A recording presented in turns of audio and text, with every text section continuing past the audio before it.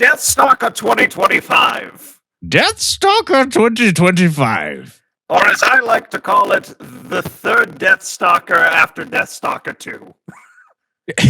Correct. So yeah, I had a lot of fun going through. Well, no, actually, that's a complete lie. But we are concluding, I guess, Barbarian Cinema Month here at Catching Up on Cinema. Not with another Beastmaster, because there are multiple seasons of that Beastmaster television series, and I cannot be bothered. I know it exists. We acknowledge its existence, but we're covering films, feature films.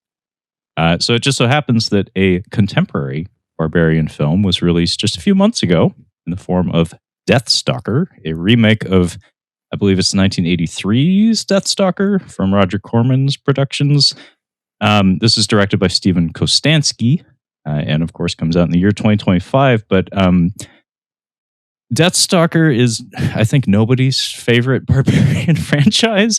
It's one of the most indistinct of them. It's like maybe one of the most generic in a lot of respects of the many Conan the Barbarian imitators that came out like immediately in the wake of the release of that film.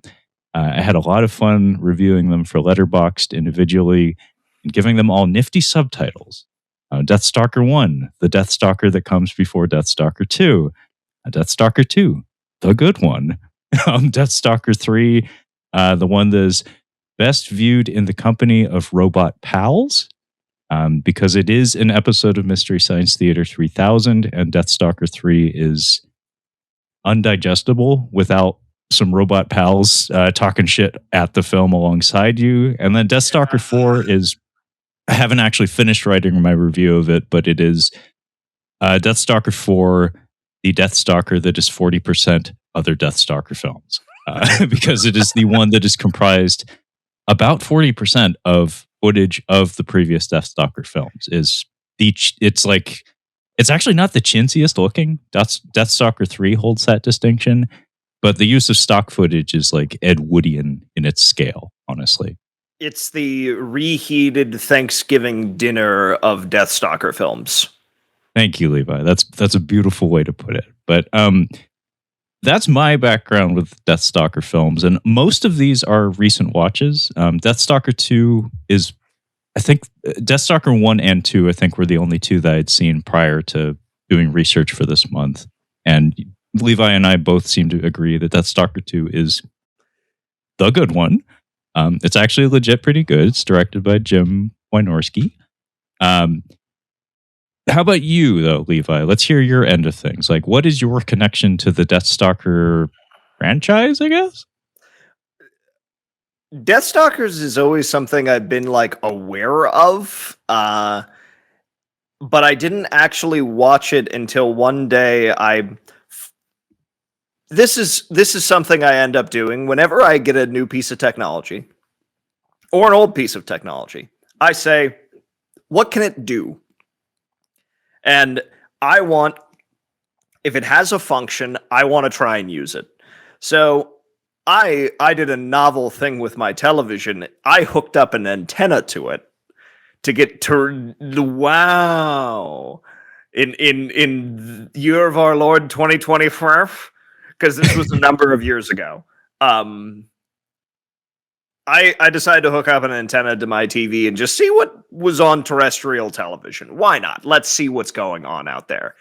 And one day, I think it was just a Saturday, they did a double feature of Deathstalkers 1 and 2.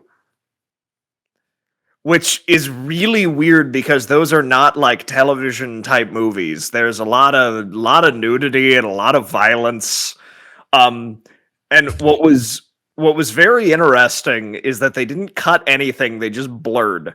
So there's like it's pretty crazy because it's just like that's, I know exactly what that is, but thank you for protecting me.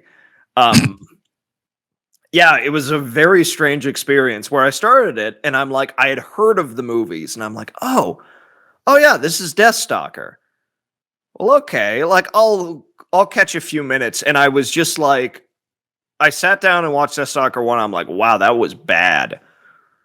but I'm already invested, and apparently Deathstalker 2 is coming on, so why not? And I had a great time with Deathstalker 2. I'm like, this is so much fun. How is this the best one? Like, this is so good.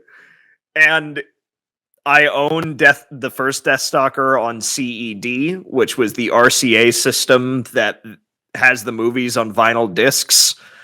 I would have brought it for show and tell if I had thought of it. But yeah, that's my experience with Deathstalker, is catching them on TV on a totally random chance and having a pretty good time with it. Like, it was a total like Saturday afternoon surprise thing because I didn't seek them out. They were just kind of there. And it was probably like the first day or two that I installed the antenna. So yeah, it was happenstance that brought us together. I have not seen 3 or 4, mostly because I've been told that it goes downhill rapidly. We go downhill, slightly uphill, and then downhill even further. But yeah, that's my connection to Deathstalker. That's kind of beautiful. Like it's unfortunate that like the world of streaming is kind of like deprived some people of that experience of the happenstance encounter with things that, you know, end up being kind of fun. Because like some of my favorite memories were staying up way too late, like drawing while the TV was on in the background, and just like having some cable network or something on the background, and then looking up when things sounded interesting, and then discovering like, whoa, this is like my new favorite thing. Yeah, whoa! Like Wheels on Meals. I had that experience with that movie where they were showing some Jackie Chan movies on TV, and most of them were like old hat by American standards. Like I think Rumble in the Bronx and First Strike were on earlier in the day, and those had been released theatrically in the U.S. and, you know, no big deal. Like I had seen those. My family had rented them. They were good. I watched them. Then come like 3 a.m., Wheels on Meals is on, and like Battle Creek Brawl and like The Protector, like the early failed like more international endeavors of Jackie Chan, like things that were not given like mainstream spotlight. Like Wheels on Meals was on, and I just hear the punch sounds and the kick sounds, and I look up, I'm like, I think this is the coolest thing ever.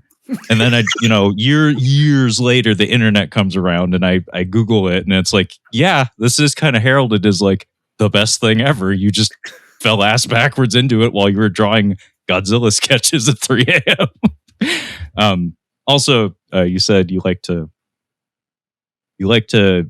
use a tool for all of its functions, explore its functions. I'm reminded of James Rolfe using the titling function on his VHS cameras. But also I'm reminded of, perhaps you know it, the Angry Beavers.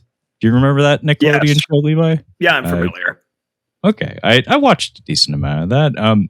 There was a B movie star in universe in that series called Oxnard Montalvo. Badass name. It's right up there with Armand Asante. Oxnard Montalvo. There's an episode where they have to like fight some like evil, some malevolent force that's come into their world. And Oxnard Montalvo has a couple of these quotes that just stick with me. And one of them is, I'm speaking the only language that these creatures understand, fist language. But the one that came to mind when you said that just now was, I want to know what it is, how it works, and if I can break it. Yes. Words to live by. No, absolutely. You gotta explore everything. If you can get an accessory for a product and it's relatively inexpensive, you ought to. I don't care if you're never going to use it again. It may be kind of neat. That's why I own a Kinect. You have a Kinect? I do. I bought a Kinect years after the fact because I'm like, I wonder if there was something there. Maybe there was something there. Well, I'll tell you this much. I used to work at a thrift store, and the Kinect was that, and Wii fitness boards. Yes, were like two of the most donated items. I stand by it, man. I'm like, listen, I don't care if I'm never going to use the cassette drive on my Commodore 64. I want one because it has one. I want to play Transformers on a cassette tape, damn it. Because it's what Soundwave would want. Yeah, it is more than meets the eye, you see, provided you have the adapter. You have to. You have to. It's You like, got to do it. explore your possibilities. And they explored many possibilities here in Deathstalker 2025. Too many, one might say. Too many possibilities. Trevor, this director has handled a lot of special effects pictures. Most notably, although I have not personally seen it, you specifically highlighted Psycho Goreman is one of the pictures that he has done recently that I've heard a ton of praise for. I have not personally seen it. Tell us about this director's work. Okay, so Deathstalker 2025 is the product of Steven Kostanski. Kostanski. He, as Levi had said, seems to primarily have a background in special effects makeup and special effects, in like makeup effects in general, and prosthetics and puppetry and things of that nature. He has done that gig on film sets without being a director or a writer. He often writes a lot of his movies, I've noticed, which could hamper the overall film. I don't think writing is one of his strengths. I think he's very good with lore. I don't think he's very good with dialogue. I don't think his dialogue is as funny as he finds it, but his like enthusiasm when it comes to like world building is apparent. It's just the structure of the film doesn't support it very well. But anyway, as you said, Psycho Goreman is. I'm tempted to say like maybe his most like successful endeavor overall. It's the most polished. Yeah. It's the most cohesive in terms of like the tone that it's going for, and it's and completing its objectives in terms of like what the narrative is supposed to be and what the characters are supposed to be. It's the most well-rounded. I actually did a solo review of a movie called Manborg from 2011. I've seen the poster, and it was one of those things where I'm like, ooh, neat, and then I never watched it. Yeah, I picked it up just on a lark at a used media store called Owls that's on the Ave here in the University District in Seattle. I saw it, and the cover art grabbed me enough that I was willing to open my wallet for $5. And then I saw his name on the back, and I was already familiar. And I was like, I'll take a chance because I have seen a few of this guy's things. This is an earlier work of his. Maybe that's a good thing. Maybe that's a bad thing. Let's take a chance. I actually kind of liked it. It was pretty fun. It has a very unique presentation to it. Like it has, similar to this movie, there's an intentional layer of artifice to it. But there's also like a handcrafted quality to it that this one somewhat lacks. So that's a little bit of praise for Manborg. The Void is actually a pretty solid Lovecraftian horror film. I've heard very good things about that one. It's pretty good. Kyle and I did review it for Catching Up on Cinema. We went into it with like an even hand, like we weren't like overly enthusiastic about, so we didn't let that blind us. But it has a lot of merit to it. And Frankie Frico was his most recent movie, and that was a bit of a dud for me. That did not quite do it for me. It's trying to do like a Gremlins or a Little Monsters or a Ghoulies. It's a little critter movie, a little puppet critter kind of movie. It's like they're supposed to be mischievous and funny, but like I said, I don't think dialogue is one of his strong suits as a creative. And so a lot of the humor falls flat.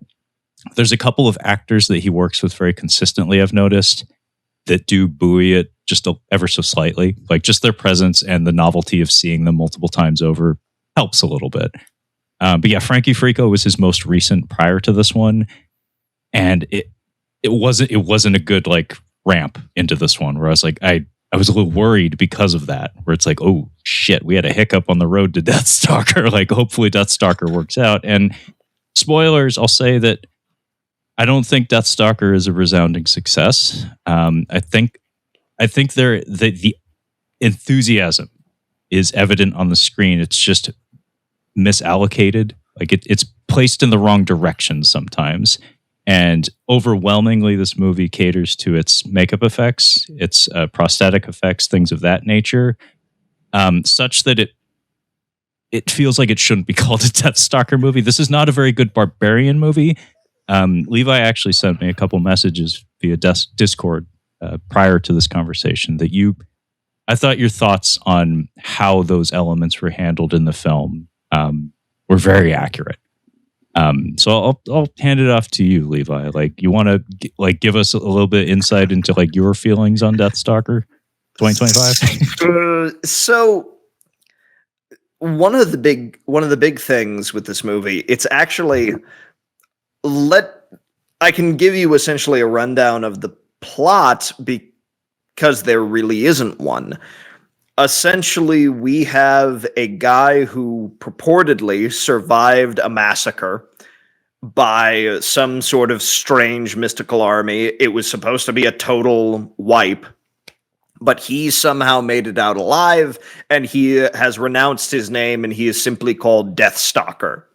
He comes into the possession of a magical amulet that was owned by a prince who he is essentially combing the battlefield and looting corpses, and he finds this amulet before this demon army finds it first. And now it is bound to him. He wants to get rid of it. And what do we have to do so that I don't have to deal with this thing? Which brings him into contact with a wizard who is voiced by Patton Oswalt and is hands down the worst thing in this movie. A rogue who is, boy howdy, she looks like she's headed to the Renaissance Festival. And all of a ever-growing number of opponents. So I have given you that pitch. This is established inside the first 5 minutes at the, let me see in my notes here where specifically it happens. I think it's the 50-minute mark. It is introduced some sort of prophecy idea. Like, it's all this big lore dump about a cosmic conflict between light and darkness is introduced at the halfway point. And that is the only direction the story has. What we are given afterwards is a series of and then until the end credits roll. It is just fight after fight after fight after fight after fight after fight after fight. And there's no real path of how these fights occur. It's just kind of new place, new opponent, new place, new opponent, new place, new opponent. It's structured like a beat 'em up. It's what came to mind is John Carmack, developer of Doom, has a fairly famous quote where he says, "Story in a video game is like story in a porno. It's nice, it's expected to be there, but it's not strictly necessary." This movie is that philosophy. It feels like the team said, we have all these designs for great special effects work. We have all these designs for these things that we want to do. Let's cocktail napkin together a script and let's just do what we can. And it makes it kind of hard to tackle this movie because of it. It's kind of hard to review it traditionally because the structure is so loose and there is so little therefore in the script that we end up with these window dressings and a series of fight after fight after fight after fight. And ultimately, because of the nature of the film, it's really hard to get connected. and it's hard to like kind of feel what's going on and feel the story and feel the characters. So the movie kind of ends up just feeling like a special effects reel. And they're pretty special effects. But it's it doesn't quite feel like a movie. It feels like a series of video game cutscenes in a compilation on YouTube. Yeah, it feels like a skateboard stunt reel or something. Yeah. A lot of things came to mind when you were running through that just now, Levi. So I'll try to hit it all. But everything that Levi had just said, I feel is very accurate.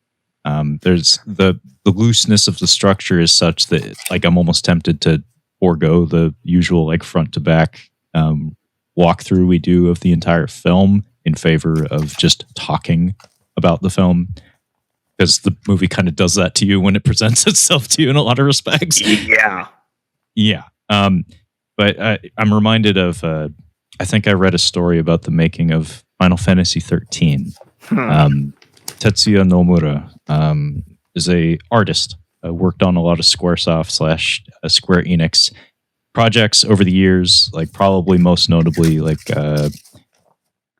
Kingdom Hearts and the Bouncer, that PS2 thing. If anybody remembers the Bouncer, it's kind of a big deal before it came out, but then it came out and nobody gave a shit. Anyway, artist, concept artist, guy that does costuming and character designs and stuff, put in his work so extensively at the company at Square Enix that eventually finds himself in the creative lead, like director position for Final Fantasy 13, their flagship franchise, their flagship game. And I think infamously the making of that was like he was best buddies with everybody in the art department of that company, and he just set them off to work like the mop from Fantasia and just said, draw some shit. I love watching you do your etchings, like do your drawings. And then they had like stacks and stacks and stacks of concept art. And then he was like, let's just jam it all in there. It's like, is any of it cohesive? Like, is there any real direction behind, any real sense to any of these things and how they go together and how they fit into this presumably cohesive realm that this story is supposed to take place in? He's like, I'm the art guy. Like, like I'm not the director. It's like, actually, your title on the door says you are. Yeah, he's like, exactly. Well, jam it in there, figure it out. Yeah, what comes to mind is on a Hollywood level, somebody brought this up where it was Bo Welch directed the Mike Myers Cat in the Hat movie. Production designer. He is a production designer. He's worked with Tim Burton for years. And the guy is really good at what he does. He's an unbelievable asset. As a director, among many problems with that film, it really does feel like an excuse for stuff. Look at the sets we built. Look at the costumes we built. Look at all this fun imagery.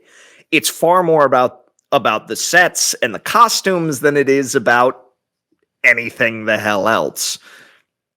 Where it's like the writing and everything else goes so far off the rails that it is Bo building sets, Mike Myers improvising his face off, and there's nothing else. There's nothing to the film because these people have these different disciplines. And on an independent level and on a personal level, this is the action and special effects equivalent of Brian Pollan's Bone Sickness.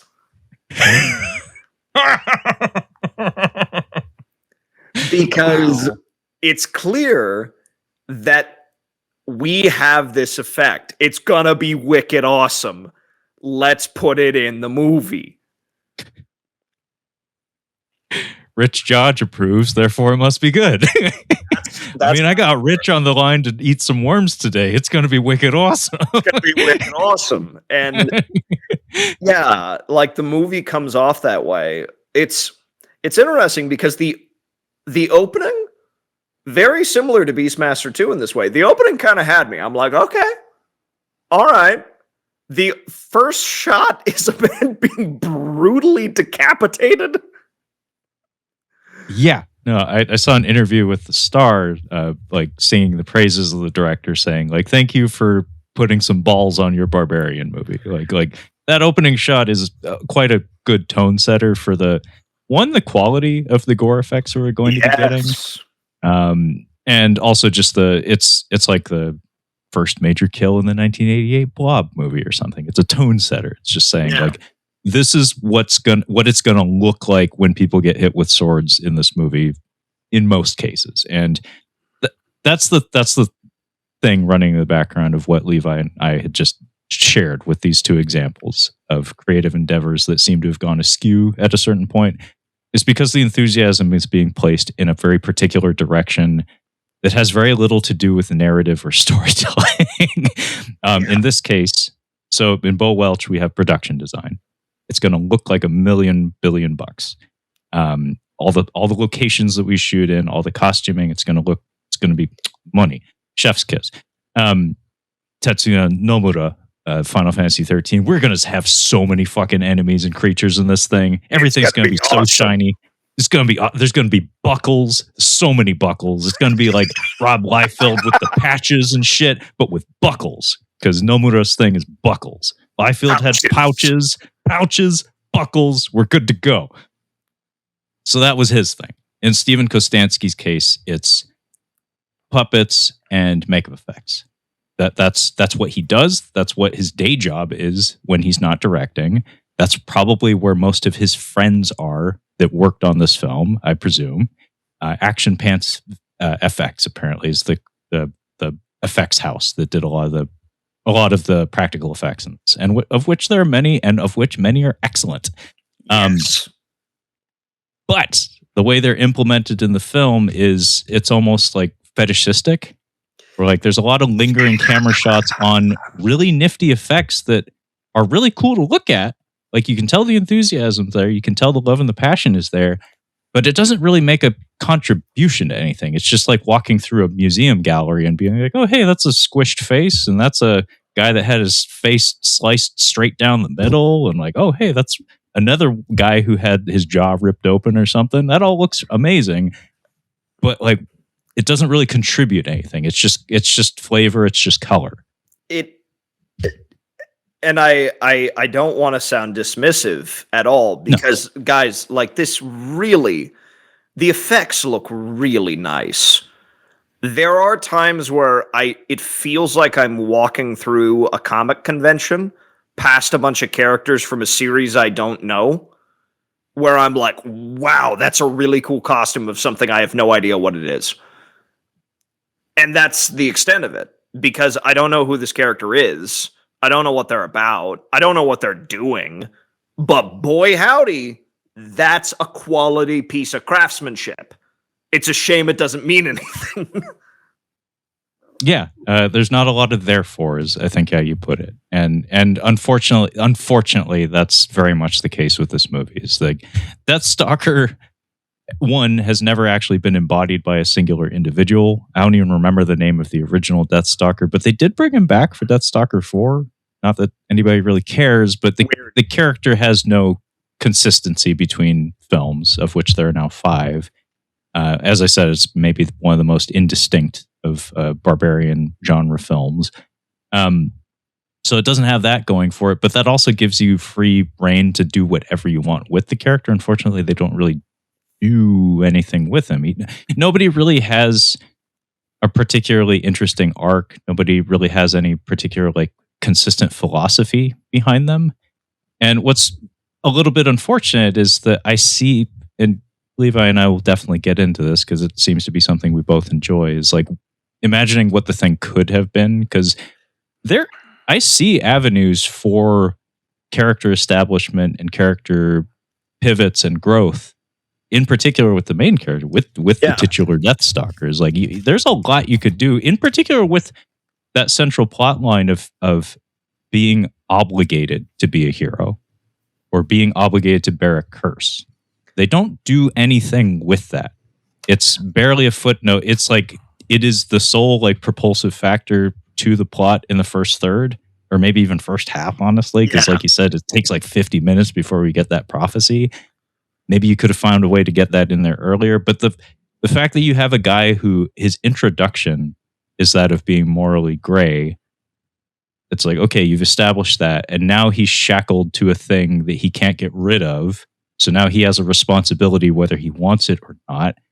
It's like, the hero's journey. You got to refuse the call and all that, old sage and all that stuff. Unfortunately, it doesn't really, it kind of like loses the plot at a certain point and the character stops evolving without ever having been fully formed. It's a bit of a disappointment in that respect. Yeah. I specifically wrote in my notes, put these guys with the team that did Solomon Kane and we might have a movie.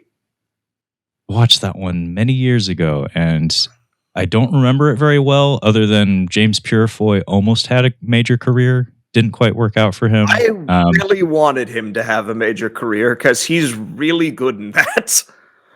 He's actually not a bad actor. It's just the world didn't pick him, is what I'd guess. Like they favored Guy Pearce or something. But also I remember there's like a stained glass something or other at the finale that was. They should have found a different way to do that. Yeah. Well, the thing is with the Solomon Kane movie is it has its own problems. It's kind of weird because it's again a prequel for this character. It's an origin story where Howard never gave us one. Again, this is a Robert E. Howard character, same guy that did Conan. Howard never really gave us an origin story for Kane, so it's an original tale. And so it's a little strange in the way that it's put together. But the thing is that the effects work, like the way it is directed and the script itself is mostly okay. And it's a handsome looking film, but the effects suck. The effects are not good. They're not good. And even the fights are pretty good. But even then, it's like it's kind of toothless because like what you really want is some, like you kind of want a little bit. You want a little bit of gore to it. You want a little bit of bite. And all I could think was if these guys put these guys with a real script and a real director, and you'd have a killer Barbarian fit. Like you'd have a really cool fantasy movie. But even then, along the lines of it's just one of my notes on the effects. The first note I actually made is the sort of foot soldiers of this demon army are Dreadites or whatever. Mm-hmm. In my notes I said putties in Coppola Dracula Twizzler armor. No, you pronounced it correctly the first time. It is Dracula. But yeah, it's the Twizzler armor that he wears in the opening. The opening of Coppola's Dracula with his weird Twizzler licorice armor. But there's an army of them, and they're the putties from Power Rangers. That is deliberate, from what I can tell. Accurate and deliberate. Both things can be true at the same time. Psycho Goreman, I believe, actually did have some Japanese makeup effects team members work on it from Tokusatsu Productions. And just in having watched this man's work, we have seen some of the same movies, Steven Kostanski and I. Perhaps that's where a bit of kinship comes from. I haven't loved every movie of his I've watched, but there's just like a something or other where it's like there's a bit of a connection there where it's like you are not like explicitly referencing something, but there's some part of your like lizard brain memory or something that latched onto the same childhood memories that I have. And one of those things seems to be Tokusatsu, like Power Rangers or Kamen Rider or Ultraman. And that was very evident in Psycho Goreman and only slightly evident here. But very much so. Those Dreadite designs, they do look like the Dracula armor at the beginning of Bram Stoker's Dracula.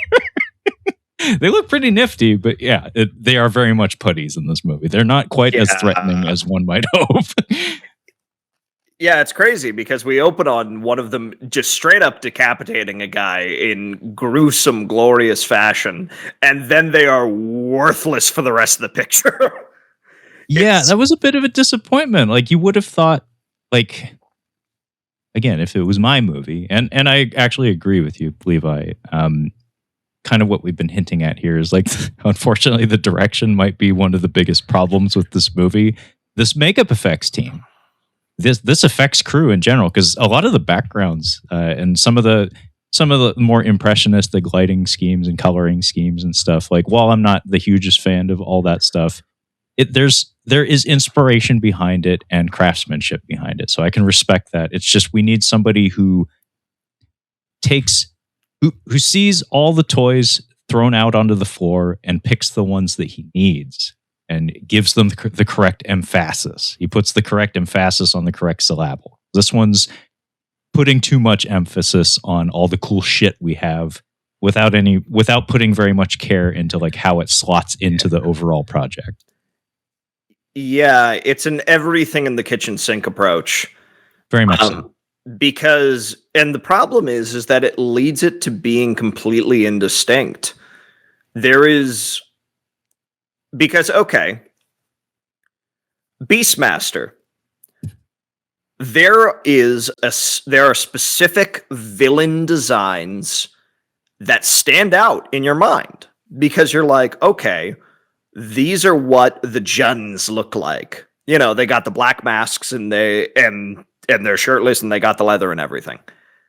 But there's Basil the Batlord with his big Batwing helmet. That is a design that if you see it, you're like, that's Beastmaster. And you have these sort of iconic villain designs where it's like, okay, we got the heavy, and then we got like the little guys, the little fellas. And you kind of trade on that where you have these very distinct characters and these distinct designs that you can kind of hang your hat on. Like if you wear it on a t-shirt, everyone will know what it is. The problem is that because it's everything in the kitchen sink with this movie, it just becomes kind of mush. It starts to all kind of blend together because, like, let me kind of like go through and stop me if I miss an opponent. We have, first of all, there's like a half dozen fights in the first 20 minutes. Like we just go. We're rolling. Yeah, there's maybe one or two protracted fights in the whole movie. They're all very brief. Yeah. So we have a group of the Dreadites that he fights.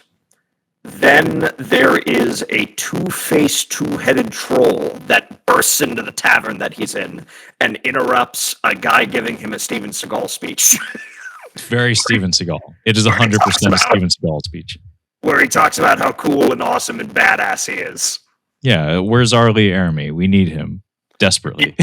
Yeah, like... And so he fights the two-headed troll. Mm-hmm. And the two-headed troll actually is a highlight of one of my complaints about the effects work. The effect itself looks nice. It would make a neat Todd McFarlane Toys action figure. The puppetry across the board is terrible. The problem is that none of the effects in this movie feel organic to a point that I accept them as real. It really does feel like slapping action figures together because the mouth and everything on this two-headed troll, they don't articulate. Guys, this ain't the Henson Workshop. Like, the voices that are coming out of them don't make sense with the lips and the way that the mouth is moving. One of our main characters, whose name completely escapes me because it is almost superfluous because they say it once, is the wizard character. So Patton Oswalt voices this short little wizard man, our Yoda kind of like stand-in, and his makeup. I was going to say yogurt. He's more yogurt than Yoda. Yeah, the merchandising. I got them out of a Cracker Jack box. Deathstalker 5, the search for more money. It's like his effects, the effects on him, like the makeup and the mask that he's wearing, is pretty cool. Yep. Rigid. That actor cannot act through it. He can't. No, it's a woman, actually. Yeah, it's impossible to emote through it. No. And so Patton Oswalt is saying all this stuff, and he's like, you gotta collect the things, and the gods are doing that. And it's like, the mask is going like, yeah. It's like Metal Gear Solid on the PS1, where they just kind of yeah, just a chin waggle at you. Yeah, they just kind of waggle in your general direction in the cutscenes. So it's like, and this is a problem throughout the movie, is that everything is so nicely crafted, but none of it feels organic. None of it feels real. And because we don't even have a character to kind of hang our hats on, it never quite crosses the threshold from, oh, well, that's neat. It never enters into the realm of it being real. I don't believe this world, even though I can see that effect, and they worked so hard on it, and it looks pretty neat. I'm never fooled. The illusion never wears off. That was something that really jumped out in your message to me before we recorded, was craftsmanship, A+. Puppetry, leaves something to be desired. I agree with you. The puppetry is not phenomenal. But I do have like a slight counter argument that I'm not really in support of. It's just like a alternative perspective, I guess. There is a school of thought when it comes to presenting these sorts of things where the artifice is the point. Frankie Frico, for instance, didn't really like the movie very much, but the way that it's a very puppet heavy movie. Most of the central characters in it are puppets, and some of them are voiced by Red Letter Media guys. But the puppetry in that, while the craftsmanship, they have like a interesting, like fleshy vibe to them that's actually kind of neat. It seems to be like a new technology or something that like I'm not accustomed to in like my old 80s Jim Henson style puppets, where they just couldn't get the slight like translucent quality to like flesh. They have that in Frankie Frico, but a lot of the puppetry is kind of hokey, and they do the Muppet thing where like characters like they hump the air to move across the room and stuff. And it seems like kind of case in point. I think the story behind Team America World Police, I think I remember hearing a story that the reason the Matt Damon gag came about was because they made the puppet and they decided that's all that thing can say. like they said, with a face like that, that's all that thing can do. He looks handicapped. He looks like Matt Damon's like the extent of his vocabulary. And so that gag, as far as I know, and I could be wrong, but I think I remember hearing that's how that came about. Frankie Frico, I think I observed something similar. I'm just making an educated guess, but there's a character in that has dialogue. He's one of the puppets. He's blue-faced. And he says "shabadoo" like throughout the movie. He just goes "shabadoo," and his head flops like that. And I want to say that the gag probably came about in the same fashion, where they looked at his stupid fucking face, and somebody went blah, blah, blah, to say a line, and they just decide, what would that thing do? It's like he would say "shabadoo" throughout the movie. And I watched the puppetry in this too, and I'm like, that's straight up just like, I wouldn't say it's lazy, but it's just like, it's not attempting to convey reality to any real extent. They do attempt to like cover the seams a little bit. Like I noticed there's a bit of a blurring effect on the mouth flaps of the two-headed troll, presumably to cover up some of the rubbery artifice of it. But I guess all I'm saying is that like perhaps that was an actual philosophy behind the presentation of some of these things that you and I disagree with. Also, I don't know what the schedule on this thing was, because Because lighting a puppet is a very particular thing. Like Rob Bottin and Stan Winston's work on John Carpenter's The Thing would not be as revered without good lighting. Like taking the time to find the correct way to present these effects is maybe a luxury this production or these kinds of production are just not afforded. I don't know. Yeah. Well, and that's kind of what I was thinking. And a counter to the counter. Yeah. I know the Muppets aren't real, but I believe them. Yes. That is true. That's the thing, is like, listen, cognitively, and even in my mind's eye, I know that Kermit has somebody just doing this. I know that this is what Kermit is. Yeah. I believe Kermit is a character. I believe them. It's like, I believe the Muppets as individual characters that do draw me in, like it's comedy, but even on an emotional level, I believe that these are characters and these are people. It's not that everything needs to be super realistic or like, no. Oh yeah, this is how it is. I know that Harryhausen's creations weren't there. I know the Cyclops isn't real. But I believe it. I know that King Kong isn't real, but I believe it. There is a way to do effects and to treat them with care in such a way that an audience buys in. And I just never did with any of these. The ones that were like particularly gooey and gruesome, there's several moments where the Dreadites come about because they've taken somebody else's corpse and they grow out of it. There's another shot where they regrow our villain, I guess. Yeah, they regrow his arm, and it looks good. Oh, it's gruesome, and it looks cool because you're watching flesh and blood bubble up and stretch and take form, and you're like, you believe it because it looks how it ought to. The thing is that all of the opponents in this that should be kind of fleshy don't have that. And what you need to make up for an effect that's maybe not the best is a personality and a character that it makes you believe. Hoggle in Labyrinth is a good example as well, where it's like, listen, Hoggle isn't real, and you know Hoggle isn't real, but at the same time, you kind of buy it. You buy him as a character, and a lot of Henson's stuff is that way. Even something like Godzilla.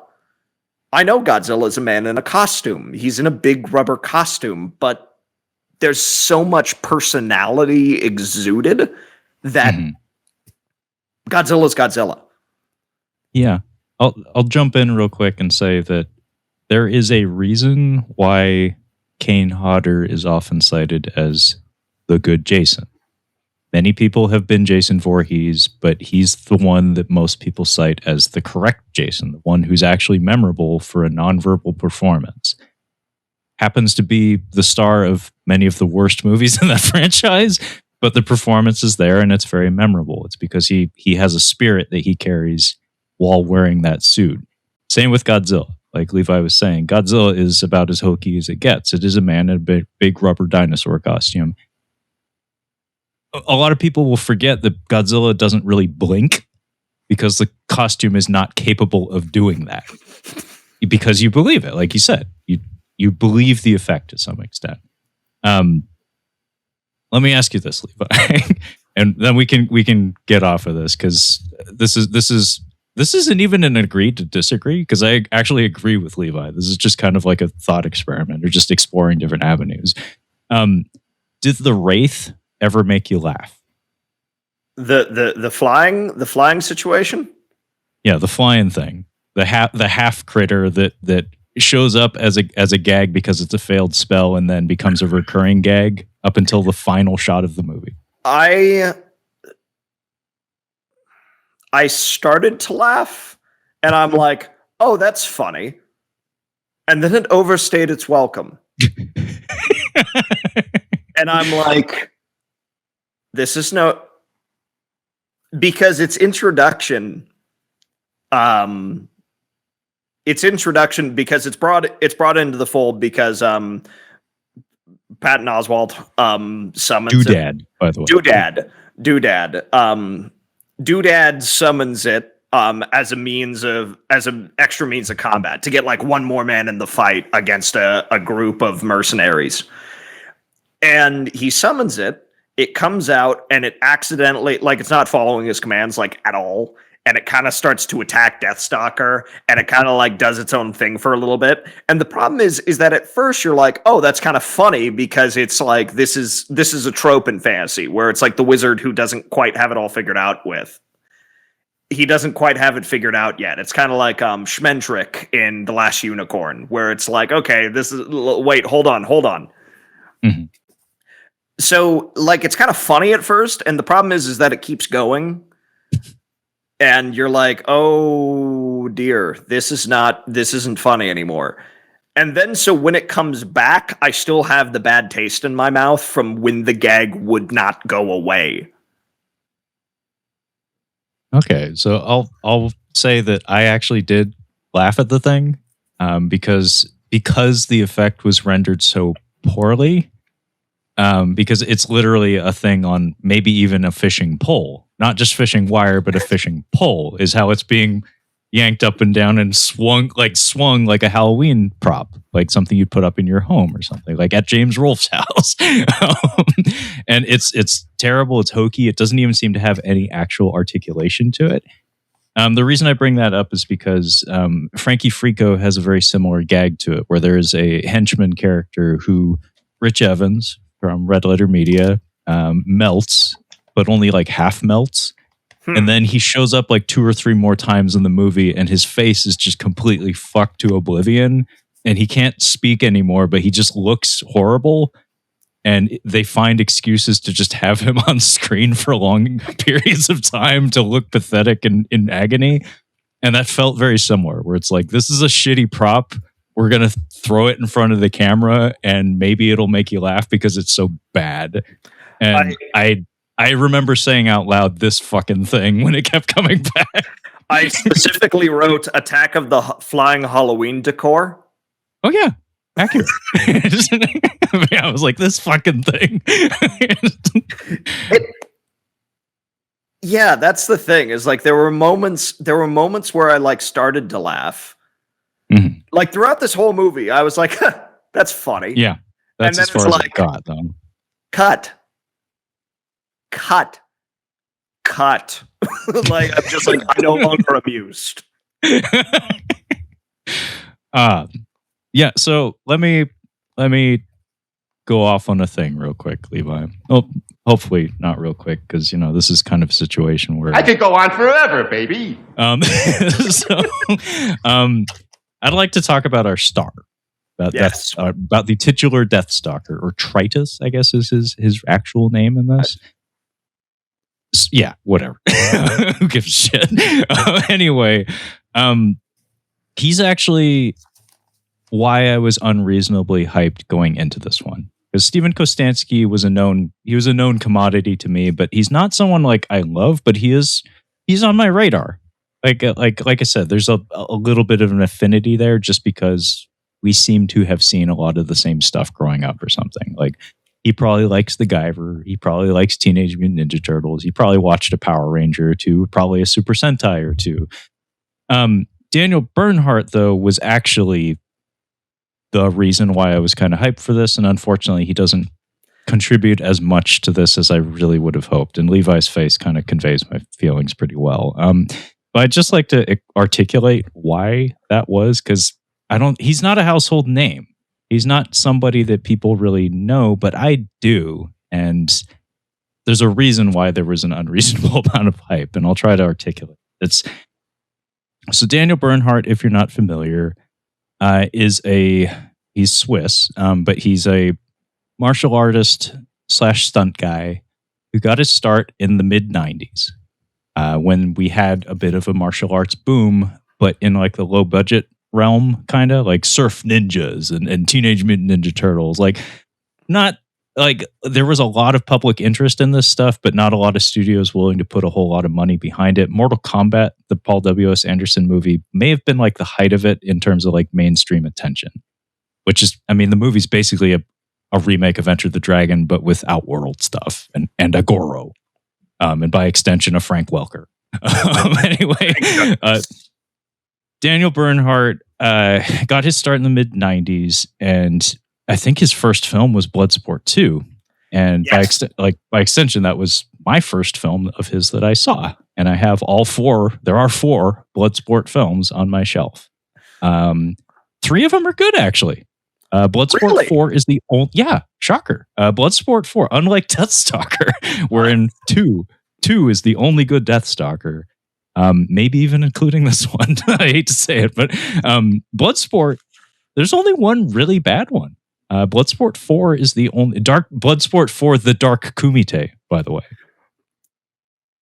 is half softcore porn and all bad. Like it's really just not good. But Bloodsport 1, the Jean-Claude Van Damme classic, the one that put him on the map, certified banger. We love that one, especially the soundtrack. We got some Stan Bush. We're ready to go. Based on a true story. Based on a true story. The story of Frank Dukes, who has been proven to be a little bit of a loon and 100% a liar. I remember seeing that. I was actually in Afghanistan. I was in a bunker in Afghanistan watching that movie for the first time, and I remember losing my shit at the end when it was like based on a true story. I'm like, what? What? I'm like, there's no way. There is no way, Levi. As it so happens, it is entirely false. Frank Dukes is a fraud. Good movie though. No, I love Bloodsport. Bloodsport was a life-changing film for me. It was one of those R-rated movies when I was a little kid where it's like Top Gun is the movie where Goose dies. Rocky IV is the movie where the steroided Russian kills Apollo Creed, and then Bloodsport's the Bloodsport movie. And then you watch it and it's like it's actually not that violent, but you know, it was like coveted because it was like, ooh, that's the naughty movie. But anyway, I saw it, life-changing experience. Bloodsport's one of my favorite things ever. I've seen it so many fucking times. Bloodsport 2 and 3, though, are both headlined by Daniel Bernhardt. So they swapped a Belgian for a Swiss guy. So an accented limber man who kicks. So Daniel Bernhardt takes over for Jean-Claude Van Damme for the direct-to-video Bloodsport 2 through 4. And Bloodsport 2 and 3 are actually very good. In fact, the fight choreography in them is superior to Bloodsport 1 in almost every respect, especially Bloodsport 2.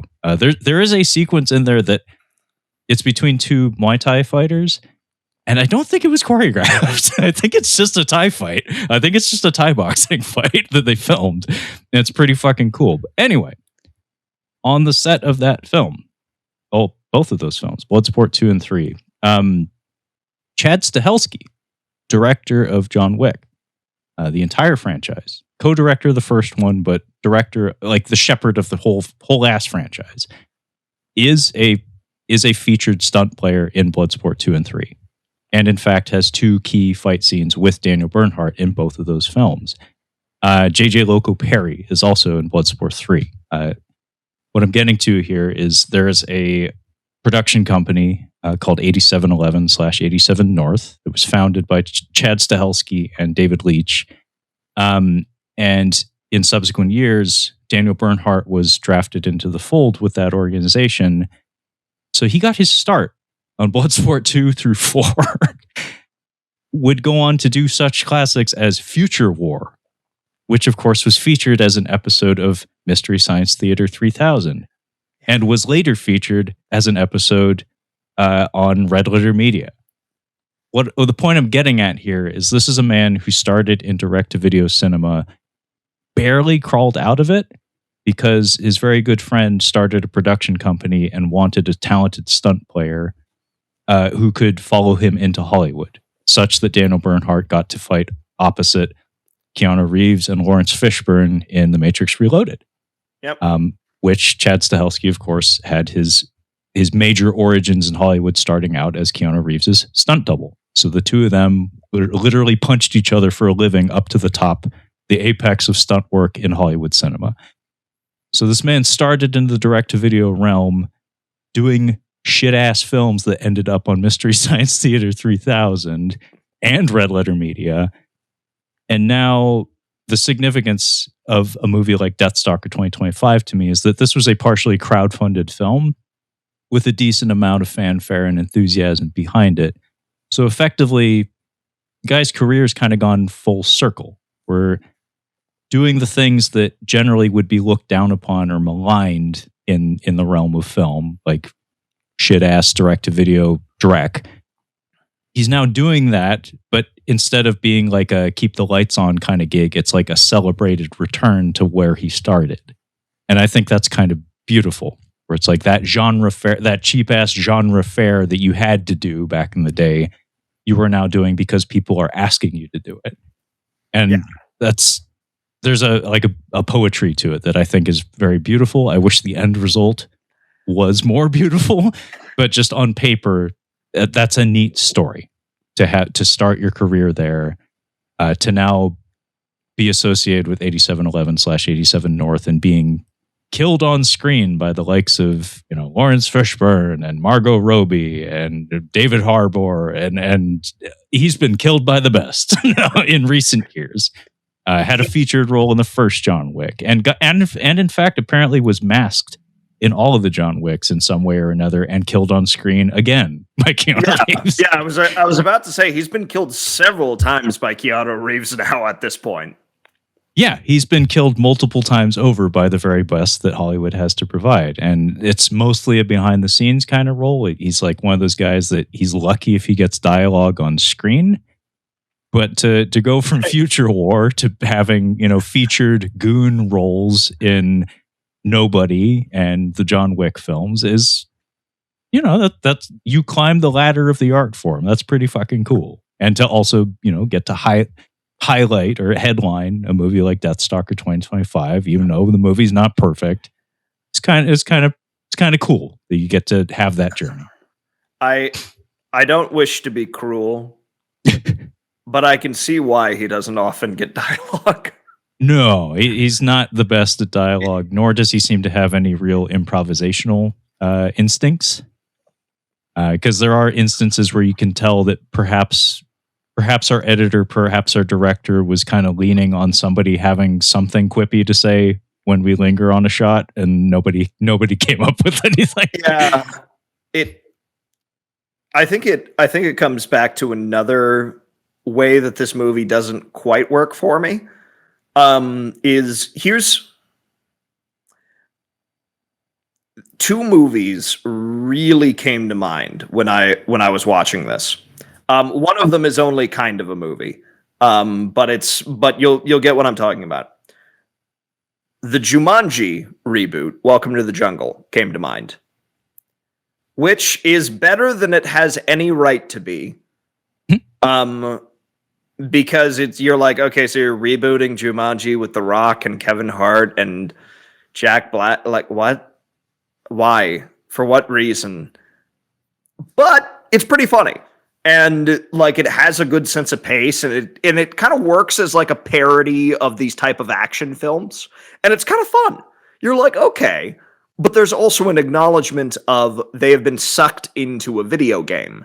So the tropes and kind of the weirdness and the like artificiality of it feels acceptable. And when they're kind of cracking jokes about all this stuff and they're like, oh, seriously, really this? It feels kind of earned, and it feels kind of funny because they are literally sucked into a video game. It in the same way that Last Action Hero kind of works, where it's just like, okay, yeah, we're doing all these ridiculous tropes, but that's the point. Mm-hmm. The other one that came to mind in a similar vein, crowdfunded and all that stuff, is Kung Fury. Oh, yeah. I okay. You continue. Kung Fury, for those of you who are not aware, is a send-up to 80s action cinema. It is excess. It is excess galore, and it is loud, and it's big, and it's crazy, and it's dumb, and it's a ton of fun. Yes. And it does it, and the difference is, the primary difference, and it's this way with Jumanji as well, what this movie needed to be in order, because Deathstalker 2025 has kind of like a tongue-in-cheek tone, similar to Jumanji and Kung Fury. It has kind of like a, oh, you gotta be kidding me type tonality to it. When monsters burst in, there's not really like a big kind of like build up, like, oh, we're supposed to fear these things. It's, this is another opponent. And it's presented as, here's a unique gimmick for this opponent, but ultimately, like, we're just here for the fights. So there's not a whole lot of weight put into anything, and everything's kind of flippant and kind of tongue-in-cheek, which can work because, again, in Kung Fury and Jumanji, it somehow works. But it works because the director and the writer is clever. They are clever films, and they have moments where you're like, okay, this is a joke, and the joke is funny, and it's told well, and it's acted well, and the way things, and the tone of it is supported by the fact that these people have talent in that area.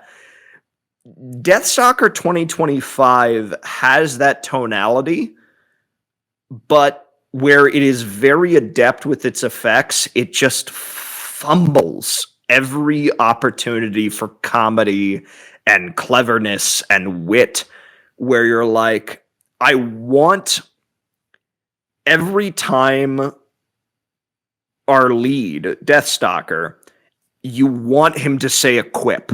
You want him to say like, ooh, that, like, oh, you know, like it's an 80s action line. Like, oh, like I specifically said, I noted, one of the monsters says, you cannot escape us. And he says, yes, I can. And he runs away. To which I wrote ugh next to that. Yeah, that was an ugh cringe moment. I'm like, I want... This needed an action line. Yeah. This needed, like, listen, go for standbys, go for the tropes. Give me like a, like, you can't escape us, and he ducks and the rogue says, escape this, and like shoots him with a crossbow or something. Like, you can even go for the tropey standby type stuff. Give us literally anything other than, yes, I can. Yeah, give me a get to the chopper and have like a spinning blade or something, or a stick around or something when somebody gets impaled. And that's the thing, is that it's like it's not quite clever enough to have this tone, because instead of kind of cheeky and fun, it feels flippant. Yeah, and it kind of holds the film back from being like a really fun popcorn guzzling type film for me, is because it doesn't feel... Deathstalker 2, directed by Jim Wynorski, is tongue-in-cheek, but it is fun.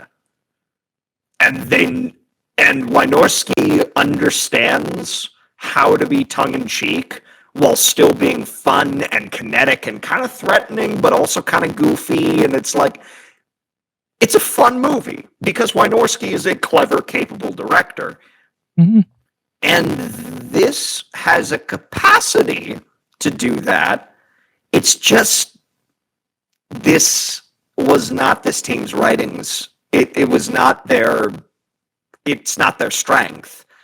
The writing and the directing just is not quite there, and I really do feel like it's sort of the Achilles heel of the whole production, because we have a lot of good building blocks, but here are these great effects. We don't know how to light them. And we don't know how to get good angles on them. And we don't know when to cut away and when to cut back. And here's some archetypical, pretty easy, like set them up, knock them down type characters. And here's moments where you would put a goofy quip that's kind of fun. But we don't have the script to support that. We have such good scaffolding. But unfortunately, this team is just not adept for it. At least that's what I kind of kept coming up against, is that I'm like, I should be enjoying this. I really should be liking this. But you're whiffing. And it's right down the middle. And you're whiffing on this swing. Yeah, unfortunately, that is accurate. It's a lot of it is the writing and the direction. It's just not. It's not as witty as it on paper is suggesting it should be, and it's really unfortunate, especially because in a lot of cases like this, there are ways to compensate for that. You don't need to necessarily have a witty script if you change the tonality a little bit, and also if you're dealing with an actor who is more interesting to look at than to be heard, it's in your best interest to navigate around that, find ways to supplement his performance with other elements, like scale back his dialogue, give him interesting players to play off of. And I have to say that, probably the way that the cast is structured didn't do them any favors, where you have a little person, actually a little woman, playing Doodad, but being conveyed via voice from Patton Oswalt through voiceover, which means on set he's playing off of her, not the actor who will later give the performance. And you have Daniel Bernhardt, where from a physical standpoint, from an aesthetic standpoint, he checks a lot of boxes, but verbalizing dialogue and stuff is not his strong suit. Arnold Schwarzenegger had the same fucking challenges. Lou Ferrigno was deaf on top of not being a very eloquent speaker on film. Not that he ever was a great actor or anything, but these were challenges that were presented to productions, and the production kind of had to find ways to work around it. In Lou Ferrigno's case, they kind of cruelly dubbed him in many of his films. Arnold's case, they tried that early on to laughable effect. Hercules in New York. Hercules in New York. Yeah. But in Daniel Bernhardt's case, it's like you have him playing opposite the actor who's not even going to be giving the final performance. Brisbane, the rogue character, isn't really doing him any favors either. So he doesn't really have anything to play off of. And on top of that, the way the scenes are structured, everything is bouncing so quickly from thing to thing to thing to thing, and then that don't really have much of a performance to work with. And the lack of wit and the lack of quips feels like, I think whiff is the right way to put it, where it's like your brain is hoping, envisioning what this should be, and then it just doesn't give it to you. And it feels so elementary. It feels like it should be easy, but it's just not there. And it keeps happening over and over and over again. And the thing is moving so fast that it just keeps repeating over and over and over again. It's very frustrating because, like you said, it looks like something you should love, but it doesn't let you. It kind of aggressively doesn't want you to in some respects. It's very strange. Well, and because there are moments where I'm like, oh yeah, baby, yeah, give it, come on. Where it was like the opening, I really do feel like it kind of knocked it out of the park, because it's as goofy as the Steven Seagal build-up speech is, and I would have cut it. Personally, all of that art at the end credits, make that the opening. Yes. Give us a Mako type character, or you know what? I would have cringed at it a little bit, but put Patton Oswalt in the booth and give the Steven Seagal speech to that opening and panning across, because it's this really kind of neat art of the story of the film. Yeah. And it's like, it's a little rough around the edges, so it looks like an old D&D manual or something. It's pretty neat. Like it looks neat. Good. And It's like Midsommar, the mural or whatever, the storyboard. It tells the story of the movie. It gives it that mythic grandeur that you're kind of looking for. Yeah, like what we're missing is I alone can tell of his saga. Is what we're missing. It's like I want a little bit of that, but where it nails it is, okay, so we have this early combat scene. He shows his prowess. He goes into the tavern. The guy talks up how awesome he is, and I'm like, the music is kind of the remix of the Deathstalker theme is pretty neat. It's a new orchestration of it, and I'm like, okay. So we have that big build up for the opening. We have the Steven Seagal speech that talks about how awesome Deathstalker is, but they do the late film title card, which is perfect. It's so good because it's like, he's known as Deathstalker, and the freaking title comes in and it's covered in flames, and you're like, yeah, and the music is pumping up, and Bear McCreary's like rescore of the Deathstalker 2 thing comes in, and that's when the troll bursts in, and you're like, yeah, baby, let's go. And that's like it's the only time in the movie where I genuinely think that they teed it up and knocked it out of the park. Where every other time it is a whiff, unfortunately. I wish it wasn't the case. Yeah, I'd like to add to that it's weird that he's introduced morally gray. He steals the amulet from a dead guy, or a dying guy. And then he gallops away on his horse, who, by the way, I think didn't factor into the budget or something, because they excused that horse from the movie very early. And he's just gone. Like, just unceremoniously, just that horse is out. Like, we can't afford this fucking horse. Like, I want to say that's what happens.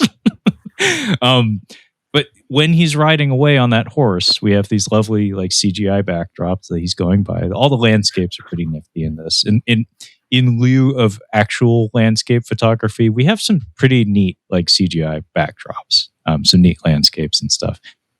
They play the Deathstalker theme over that, and it's like it's an inherently heroic galloping theme. It fits like horseback riding very well, but it's like, but we were just shown that he's kind of a heel. Like I don't feel like celebrating this guy who's just shown to be kind of a prick. But yeah, I'll agree that setup was really nice. But it brings to mind the awesomeness, and I stand by the awesomeness of that theme song. That is an awesome fucking theme song.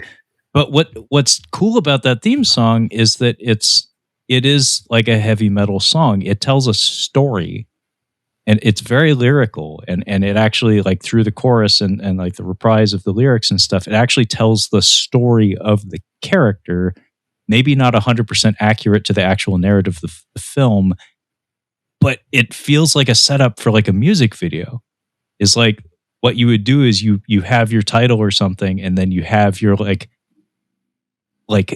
speed round conveyance of the character's backstory. Whereas he's like born on the battlefield, and then like Wheel of Pain, and Thulsa Doom, or I'm talking in Conan terms, but just like use the song to like the opening of a 1980s cartoon show. Thundercats was a dog shit cartoon, but that opening, holy shit. You're in. Yeah, Silverhawks was another dog shit cartoon from the same studio, but you're in it from that opening 1-minute song. King Arthur and the Knights of Justice was a dog shit cartoon, but that opener, holy shit, it gets your blood pumping. They freaking knew how to do it back in the day. That's what you do is you dump all your money into that 1 minute of animation. Yeah, and then you like. Side note: this is one of those. MacGyver has a theme song I love while also acknowledging it's terrible. It doesn't fit it. It's so bouncy.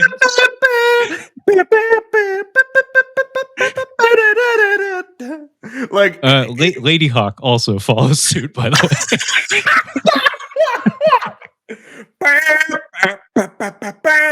way. Yeah, you're like, what is this doing here? What is this disco rock opera doing in this?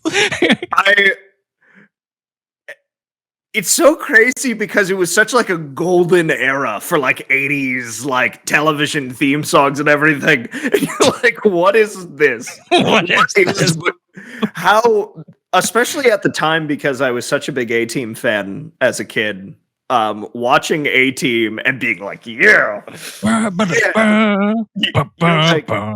amped for that theme song. And then I remember like watching MacGyver and being like, holy shit. Yeah, and that's the thing, is like there was a knowledge of how much some shows sucked, so they just put all of their money into that opening theme. Maybe MacGyver was just like, it was confidence. They're like, our theme song could be absolutely terrible and done on a Casio keyboard, and it's still a good show. That's how we're confident we are that Richard Dean Anderson and his mullet can carry this thing.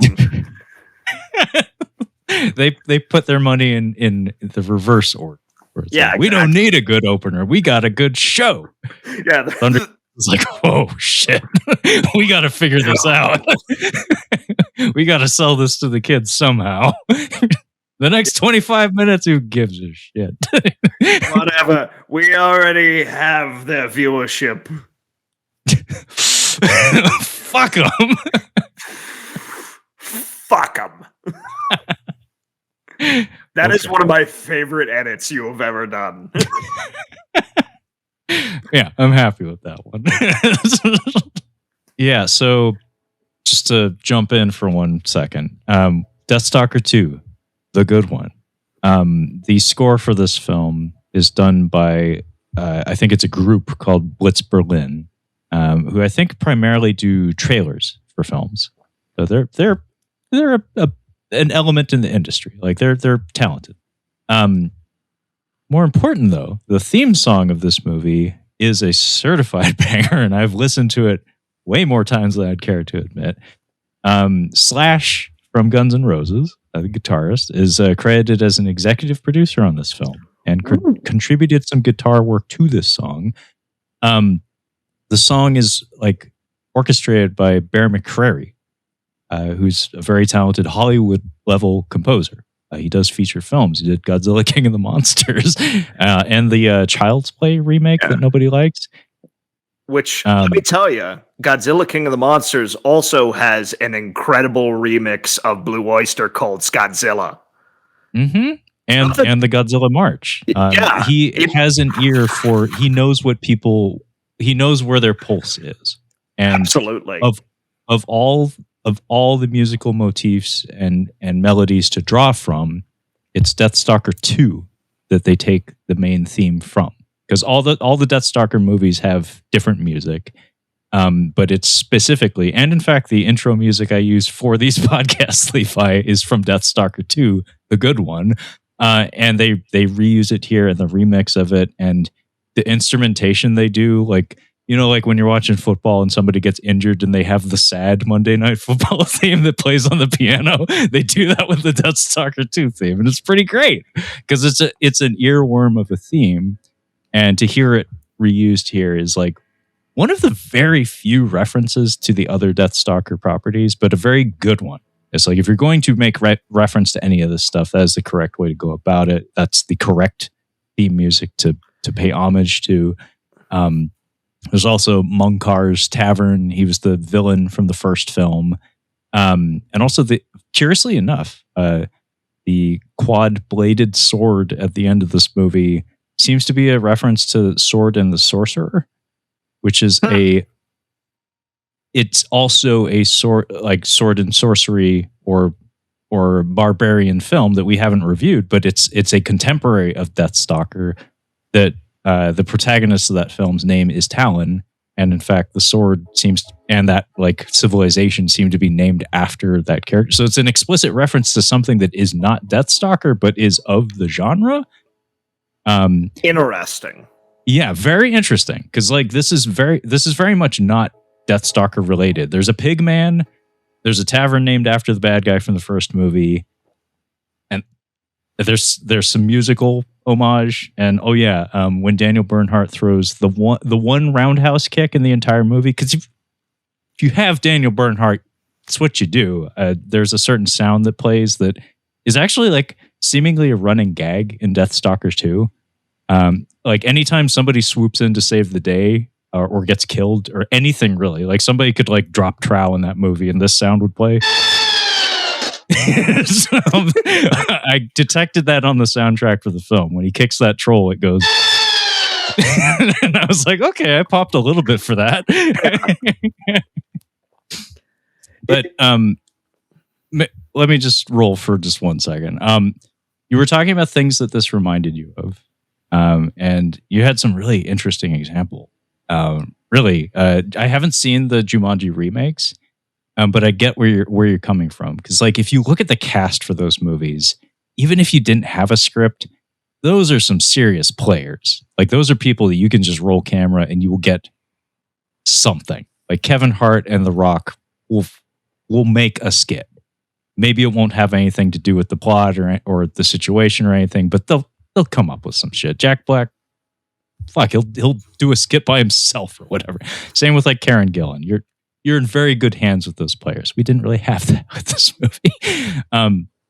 But curiously enough, like a movie that came to mind, and maybe you can like follow along with me on this, is Ninja Scroll. The Japanese animated film Ninja Scroll. Structurally, this reminds me of this in a few instances where we have a hero who is obligated to undertake a quest. In Ninja Scroll, it's because he is poisoned by a small guy, a little monk guy, who poisons him and basically says, like, you're going to die unless I give you the antidote to this. You got to help me out with this. So we have a hero that's like sucked into this thing against his will. We have a villain who is decapitated only to come back with his head curiously restored. That happens in Ninja Scroll also. The main villain of Ninja Scroll is decapitated in the hero's past, conveyed via flashback, and artfully so. Ninja Scroll's really awesome, by the way. And then we have a parade, like a menagerie of interesting villains who have like 5 minutes of screen time each, if that. And all of them feel like boss characters in a video game level from the 16-bit era or something. It's like, we got the snake lady who spits snakes out of her cooch. We got lightning guy who seems to be really badly wanting to bang the main bad guy. We got bomb lady. We got bee guy. We got rock guy. We got rapey rock guy. We have where it started to click, where I started to like make the association was in Deathstalker 2025. We have Cyclopic Mummy guy who's basically Valdo from Soul Calibur. Yes. And in Ninja Scroll we have Shadow guy who has a projectile chained claw weapon who can dip into the shadows. Like he doesn't teleport necessarily, but he kind of does because he maneuvers between shadows and stuff. I was like, Steven Kostanski, did you see Ninja Scroll? Because I feel like I'm watching Ninja Scroll right now. And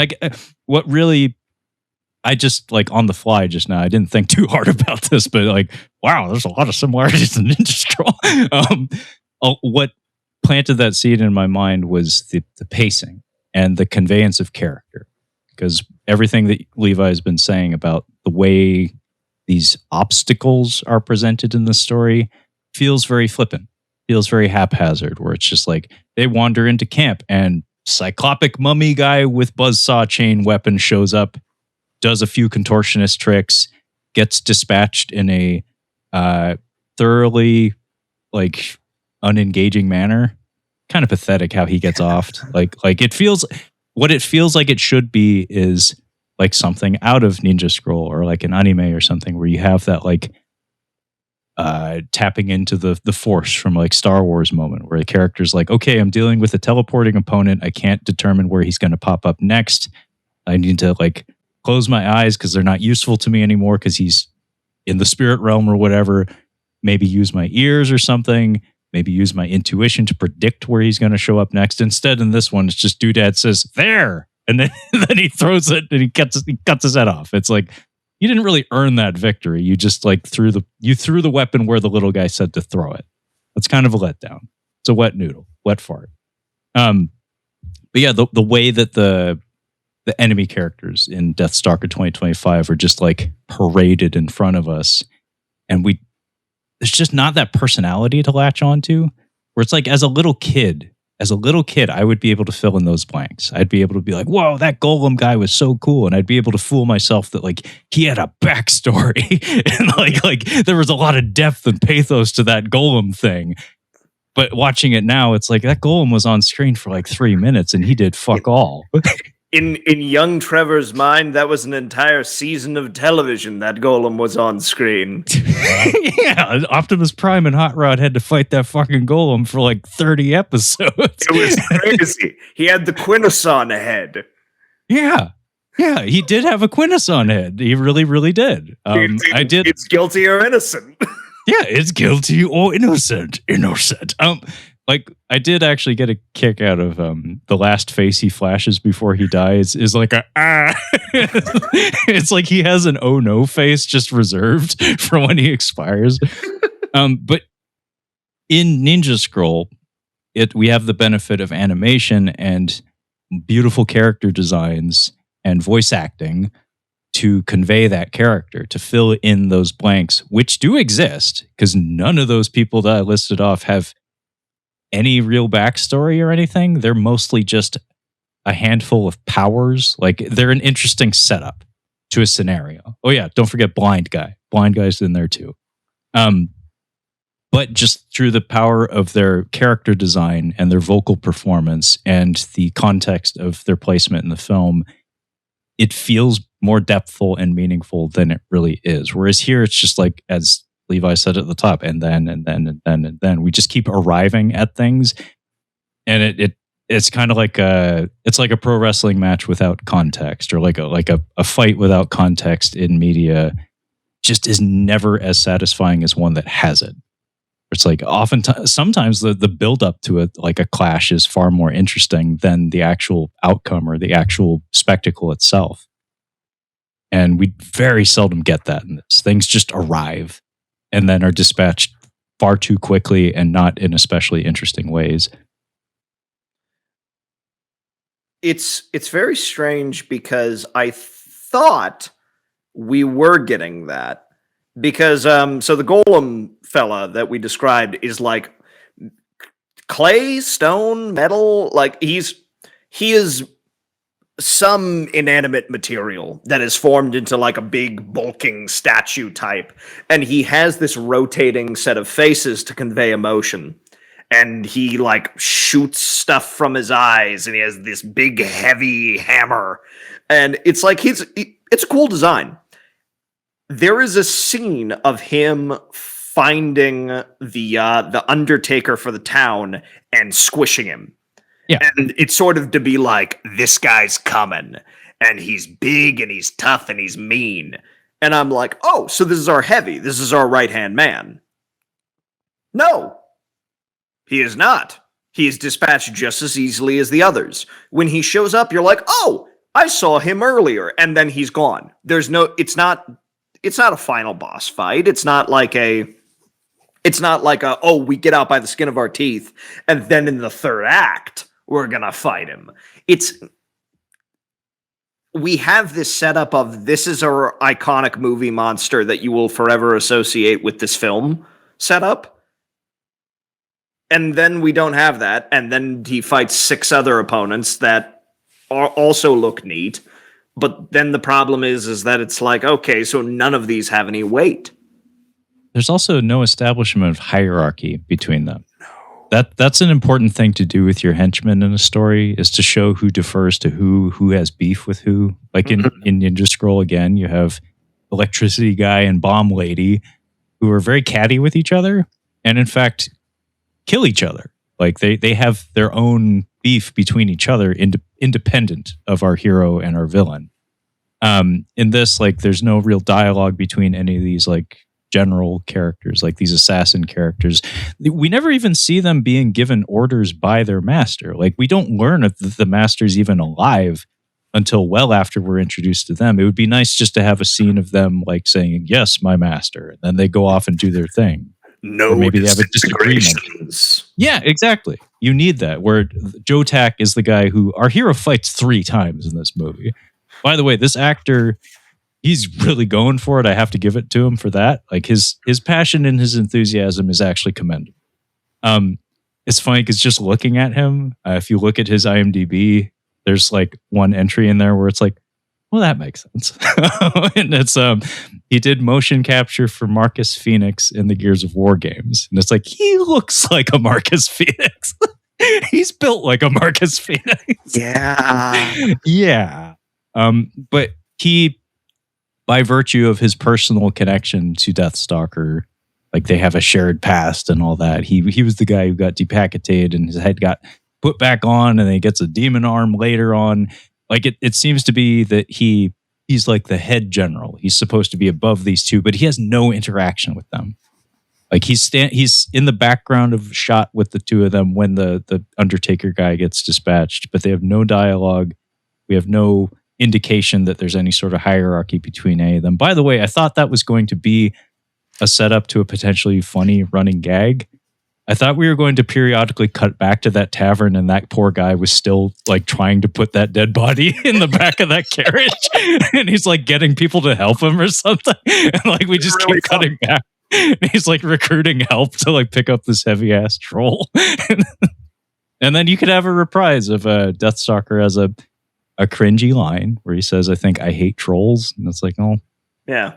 That's like the Conan the Barbarian remake where Stephen Lang says, I think he literally tells Jason Momoa, I don't like you, or I don't like you anymore. And I'm like, the bad guy of the movie just told the hero, I don't like you. Like, you couldn't put like an F-bomb or something, like some sort of creativity behind that. You're dumb. Yeah, that's the equivalent. Oh yeah, well your face is dumb. That's to quote Owen Hart from wrestling, and that's why I kicked your leg out of your leg.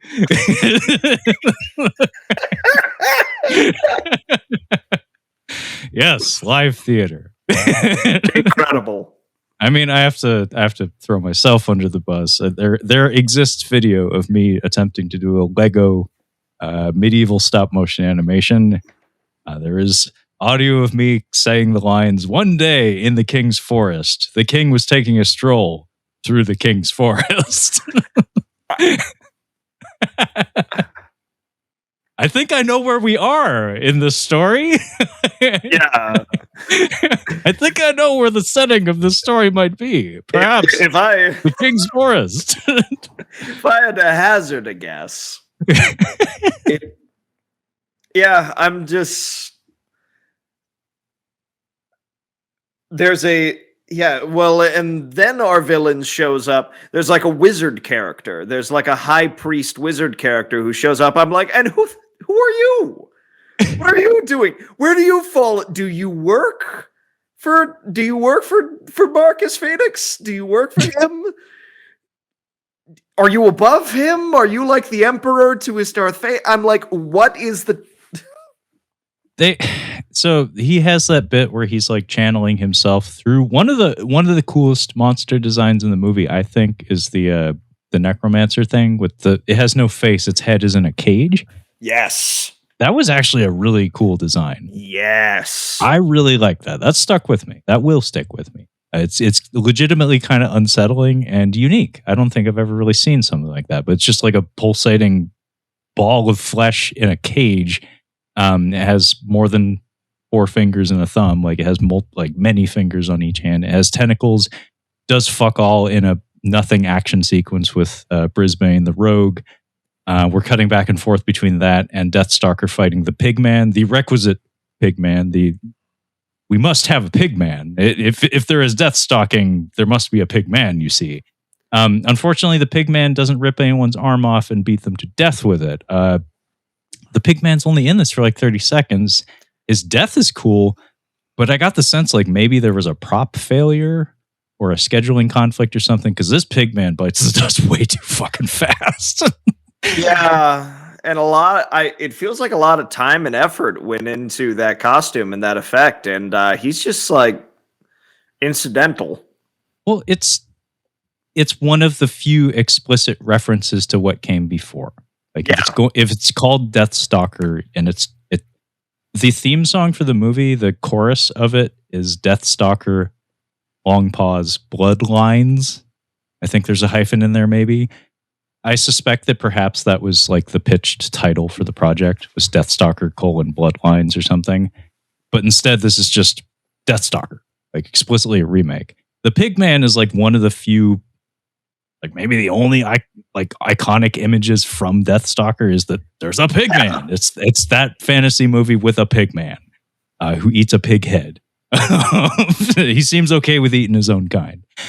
You would expect that would be something you lean into and you make a meal out of that scene where it's like, oh, it's the Pigman. Like I understood that reference, and then you hire a pro wrestler, maybe active in AEW or WWE or something, to wear the Pigman costume and have a protracted throwdown with Daniel Bernhardt, but he's just gone like 20, 30 seconds or something. They mostly just lock up. Daniel Bernhardt punches him, kicks him in the nuts, and rips his fucking head off.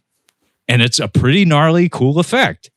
But there's no pageantry. There's no praise for the Pigman. It's like, we need to put the Pigman on a pedestal, you see. The people come out for the Pigman. The people demand it. Yeah, the people demanded Pigman. Where is Pigman? Show me Pigman. They didn't fucking do it. I need a full entrance. He needs his own theme. He needs pyro. Yes, the Pigman needs to show up, and it needs to be.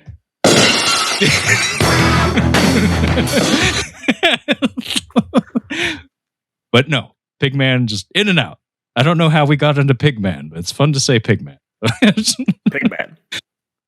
Yeah, the actual villain of the story is a character named Necromemnon. He is very much positioned as the Emperor to Jotak's Darth Vader, but like you said, it's kind of hazy. He doesn't really have a distinct physical presence in the film until way too late in the game. The way I did like that remote viewing thing he does through that flesh pile. That effect it made me think of the Terrifier movies quite a lot, actually. Something about the way that puppet was designed. And I liked his very He-Man-esque like evil fortress that we never actually go to. We see an exterior of it. We see him like doing some stuff in like his laboratory or something, but the hero actually never goes there. There's that bit where he's like sitting on the throne doing the remote viewing thing. As you said, the arm regeneration sequence is a highlight of just filmmaking and storytelling. That bit where they're tearing the sores off of the guy who's shackled to the wall to affix to the arm is like legitimately kind of unsettling and strange in a good like sword and sorcery kind of way. If there was much more of that in this movie, I would have been very happy with that, because that was just like alienating and strange. Where it's like that's just very gooey and weird, but I follow the logic of it, and it's genuinely kind of dark and interesting. But very few and far between with examples of that. Tonally the movie is all over the place. It seems to be trying to go for flippant and witty more often than not. I felt that in the very final act, it started to kind of find its way a little bit, but by then it's like like Levi kind of conveyed, it's like too little too late. And also, it doesn't help that a lot of the action sequences, which could have been like a saving grace of the thing, are just altogether too brief and just don't have the same love and care put into them as the makeup effects do. Did you have any fun with the Egg Shen and and Lopan fight at the end? Yeah, I specifically wrote down, I'm like, the Harryhausen tribute is cute. Like, I'm like, I like that. I kind of, because we have the Patton Oswalt. Doodad. I want to say Jib Jab, but that's a completely different thing. So Doodad and Necromemnon. Yeah, think Agamemnon, but Necro. There we go. So they have their wizard duel, their wizard face-off, and their dialogue is awful. But so they summon their avatars to fight for them. Very, very Big Trouble in Little China. And it's 2 stop-motion skeletons with swords. And I'm like, oh, hey, it's the Harryhausen thing.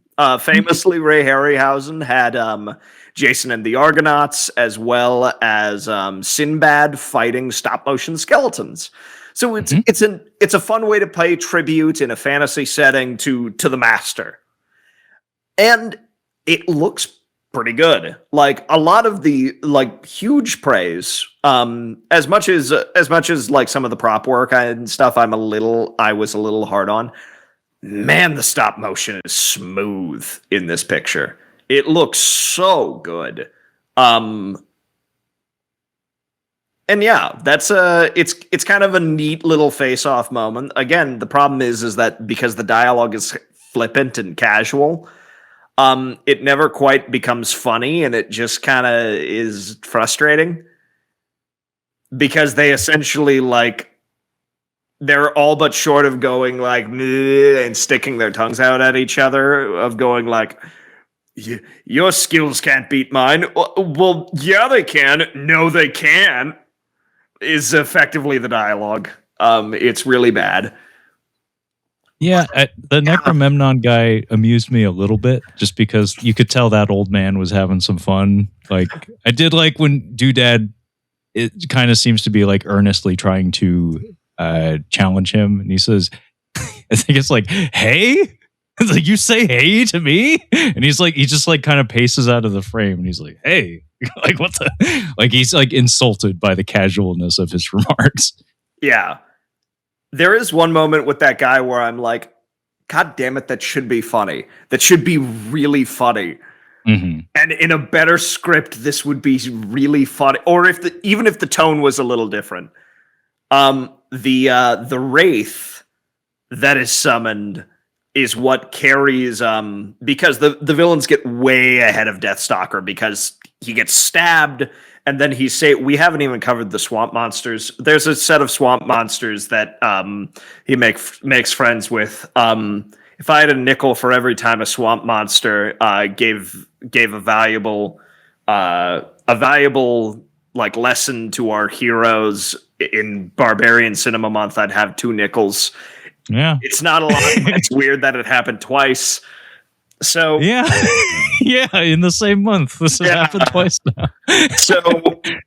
so Deathstalker is revived by the swamp monsters, and he flies in with the help of the Wraith. So the Wraith comes back, and he's brought forward to the enemy base for the final battle.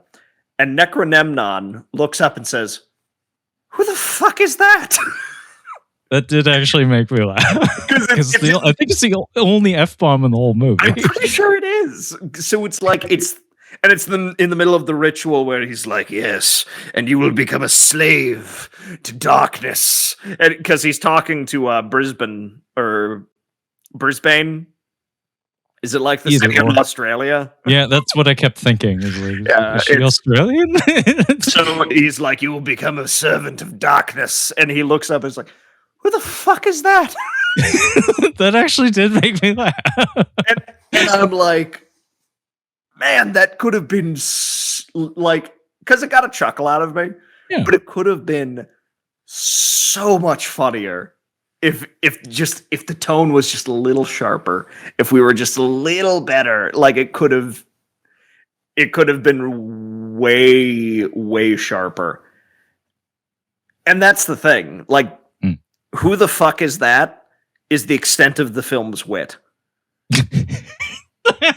And that should say something to you about this script. What's funny is like this is a very Canadian production apparently, and yeah, I watch a decent amount of like trash Canadian cinema. There's a lot of like movies like this that come out of Canada for some reason, like Wolf Cop. Wolf Cop is a Canadian production. Wolf Cop 1 and 2, by the way. Goon is a personal favorite of mine. It's a running gag on Tales from the Shelf, where we can't go an episode without me referencing Goon in some fashion. I believe that's also a very Canadian movie. Trailer Park Boys, very Canadian. What I'm getting at here is there's like a certain lane of Canadian comedy that is very, very profane. And I kind of would have been okay with that here, where just everybody's just throwing F-bombs all the time. Like, if you're going to go heavy metal with it, go fucking metal with it. And if you did something like that, yes, it would have robbed the impact of who the fuck is that? But if you had that character be the one like outlier in that, where it's like he isn't dropping F-bombs, he's like in the drama, he's part of this world where he is very much the villain, he speaks eloquently, he's all about the dark arts and stuff, and have that be like his one instance of breaking that might catch you off guard and make it funny or something. But that seems to be a running thing with this thing, is they're missing it by a hair. They're making a lot of whiffs because it's there. You're expecting it. It's like the setup to a wrestling move, and then it's like botch, and it's like, damn it! It's like now I'm worried that guy just broke his neck instead of being entertained by it. What made that scene even funnier to me was the image of Mayax in Beastmaster watching the eagle take the kid away, and just imagine Rip Torn going, "Who the fuck was that?" That almost made me laugh more than the scene itself, is because imagining the equivalent. Imagining Rip Torn watch the same. Of putting Rip Torn's performance and that look on his face of like, because his look says, "Who the fuck is that?" But just the idea of him saying it like kind of under his breath. I mean, Mayax's reaction to that eagle was very much like, "He stole my balloons." Why didn't somebody tell me he had one of those things? Things. Actually, Necromemnon apparently went to the same school of acting as Wings Hauser, because there is one bit of dialogue where it's a shot of him where he's got his hands out, he's doing the things, and he just goes, "Ah!" There's no words, just "Ah!" What a barbaric method.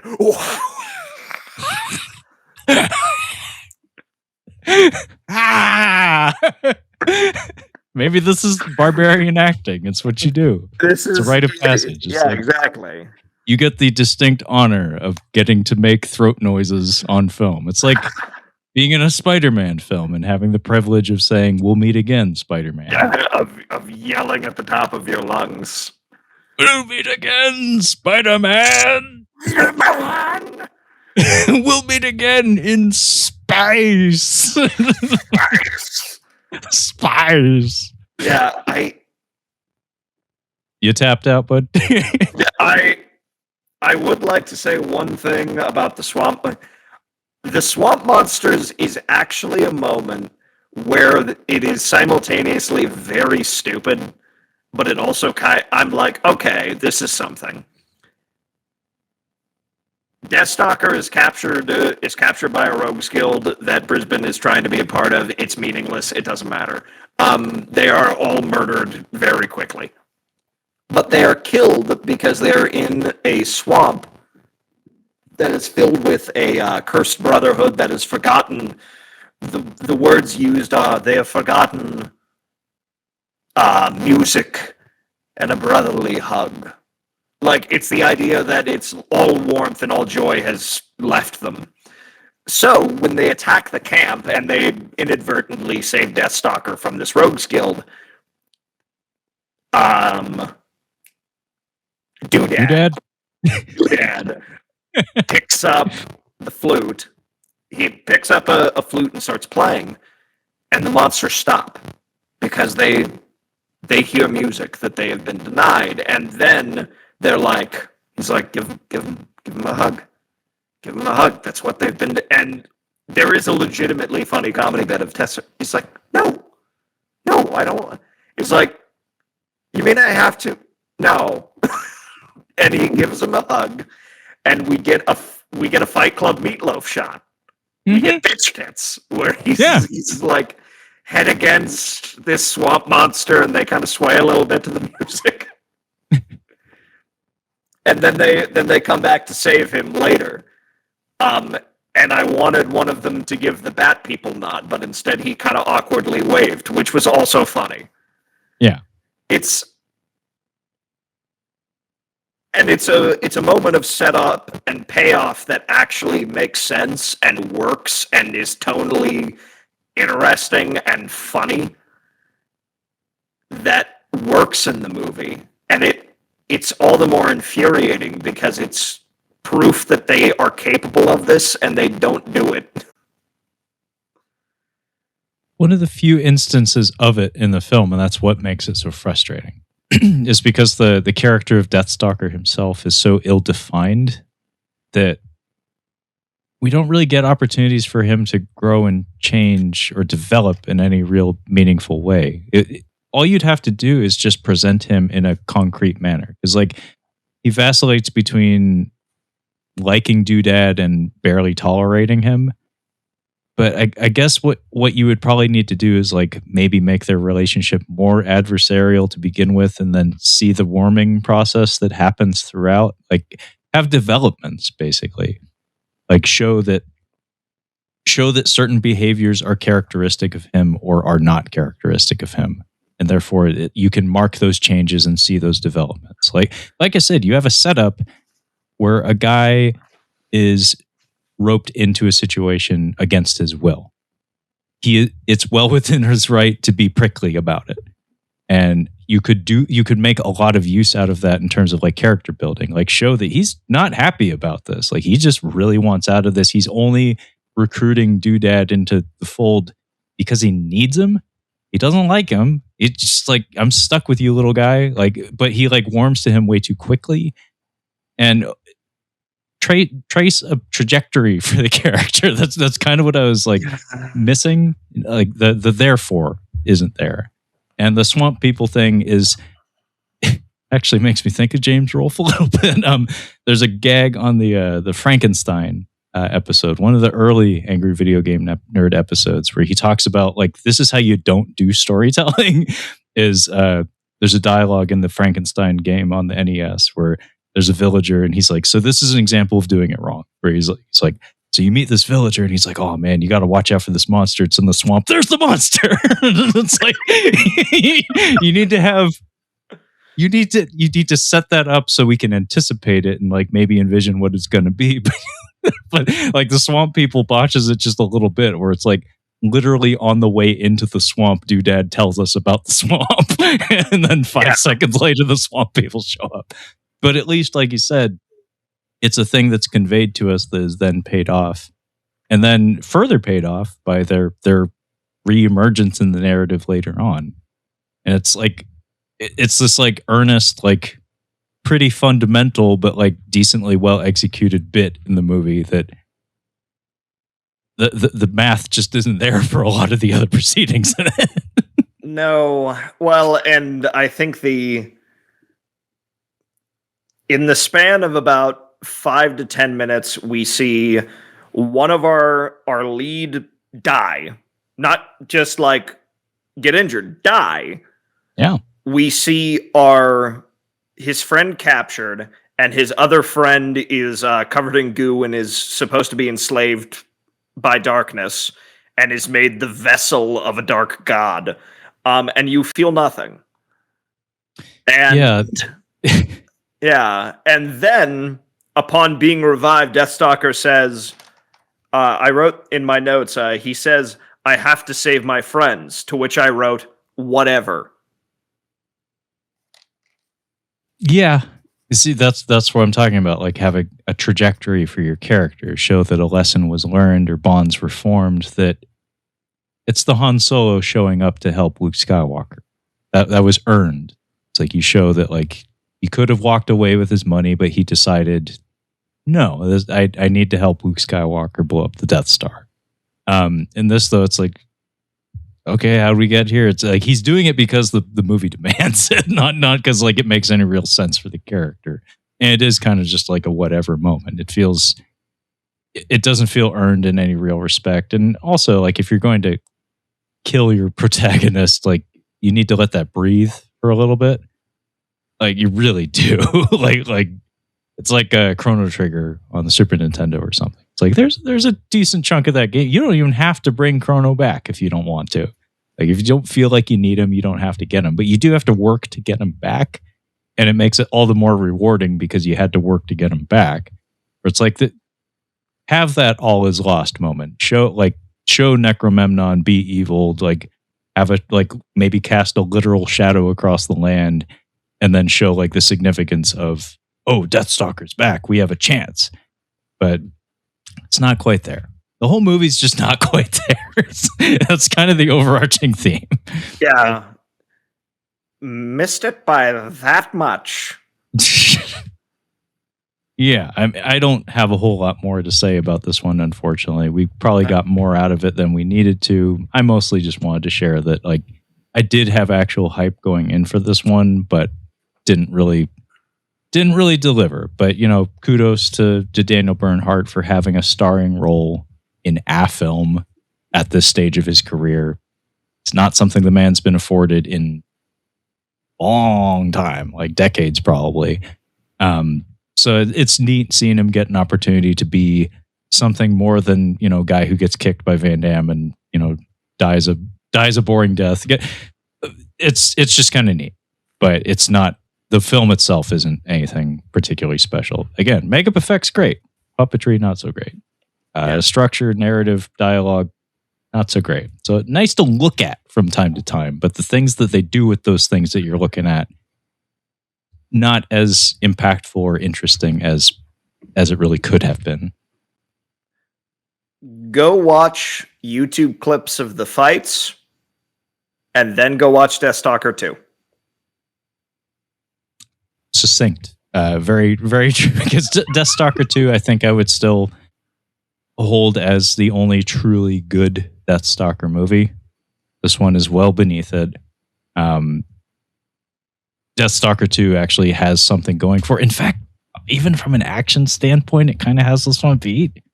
Because another callback to Deathstalkers of old, during the prophecy sequence, the flashback sequence, the footage they use, like the war footage, quote unquote war footage in that prophecy flashback, is from Deathstalker 2. Is when the Amazons help Deathstalker fight the bad guy. And that movie legitimately has like a pretty nifty duel at the end of it. Deathstalker 2 does. So it's not only, you know, Jim Wynorski boob comedy. It actually has a decent action beat at the end of it, like a solid 2.5-3 minute duel. That's pretty sound in terms of its choreography and execution. So Deathstalker 2 is the only good Deathstalker movie, I guess. Very unfortunate. Reigning champion of a not very good franchise that probably never should have been a franchise, but it gave us Deathstalker 2 by virtue of it being one. So I guess that's something. But I don't know where we're going with Barbarian Cinema Month from here. We still have a little bit of December to go, but, you know, people got lives, people got stuff to do. So maybe there will be another episode behind this one. I don't know, but look forward to seeing more Levi. That's for sure. We'll keep this partnership rolling. But yeah, this was Deathstalker 2025 as directed by Steven Kostanski. And before we go, hey, Levi, how about you tell our listeners and hopefully viewers where they can find you and all your awesome internet stuff? You can find me at Your Captain Speaking on YouTube. I talk about books mostly. On occasion, I talk about other things that interest me, but it's mostly men's action fiction. So I talk about Bond, Conan. I did one on Elric. Zorro is probably my favorite video that I've done. I really like that episode. But yeah, I talk about the short fiction books that you probably have heard of, but you never sat down to read it, and you never realized that there are 150 pages.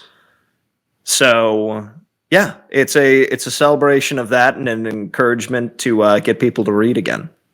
Yeah, Levi does wonderful work on his channel. Definitely check it out, especially that Zorro episode, because it is quite remarkable. It's very much a lot of passion behind it, behind most things that Levi does, if not everything. So yeah, definitely check out Your Captain Speaking, and look forward to seeing him going forward here on Catching Up on Cinema. But yeah, I don't really have anything to say about where you can find me. The show is called Catching Up on Cinema. It's a podcast. It's on YouTube. You can find it pretty much anywhere podcasts are found. But yeah, again, this was supposed to be the culmination of Barbarian Cinema Month. Perhaps Deathstalker 2 should have been, but this was a contemporary release, so it felt like something we should potentially take advantage of. Gave me an excuse to check it out. But yeah, this was our review of Deathstalker 2025 as directed by Steven Kostanski. And yeah, thank you so much for listening and or watching, and we will catch you next time. Bye.